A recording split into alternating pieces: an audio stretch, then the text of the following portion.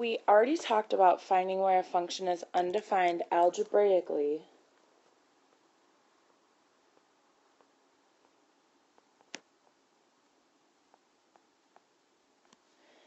In the last task.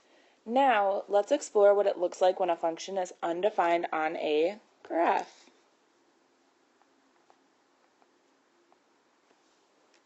When a function is undefined, there will be something called an asymptote shown on the graph. An asymptote, I know it's a funny word, is a line that a curve approaches but will never actually meet or intersect with. Check out the pictures below. So here's our curve, right? It's getting really, really close to that red asymptote line, but it's never, ever, ever going to touch it, ever, okay? And similarly over here, it's getting really, really, really, really close to the asymptote, never going to actually touch that line, all right? So when functions are undefined, it shows on a graph with a vertical asymptote. So an up and down line, right? This is a vertical line. Although there may be other asymptotes shown in the graph, only the vertical asymptote tells us the value,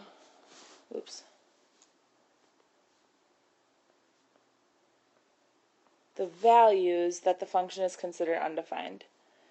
Let's look at some examples. Example 1. So again, we're looking for that up and down line that the red curve seems to approach but never is actually going to touch. And looking at example 1, it seems like this line right here, right, that both those red curves are getting really, really close to touching, but they're never going to touch. And it looks like that vertical line is x equals 5. Okay? So that is where this function would be deemed undefined. Example 2 is different because there's actually two values where this function is going to be undefined. Okay? The first one that they get really, really close to touching, but they're not going to touch, is right here. And that you can see is x equals 0. Alright. And then also over here at x equals 4. And those are our two answers and the two locations where the function is undefined. We can also do problems like this, combining what we did in task 1 and this task. So it says, example 3, which function could have the graph shown at the right?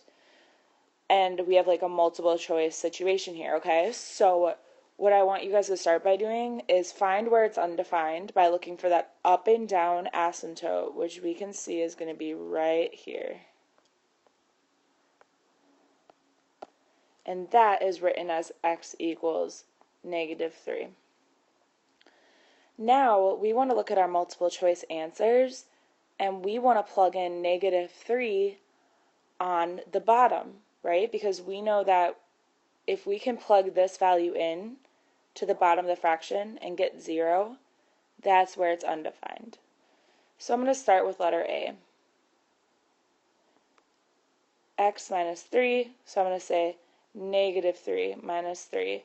That gives me -6, not 0, right? So that's not an answer. Letter B, remember you only look at the bottom of the fraction, so x plus 1, I'm going to replace the x with -3 plus 1, and we get -2. Doesn't give us 0. See ya. Alright, next one, x minus 3, I'm going to put -3 plus 3. This is looking good. That gives us 0. That's what we wanted. And so C is the correct answer.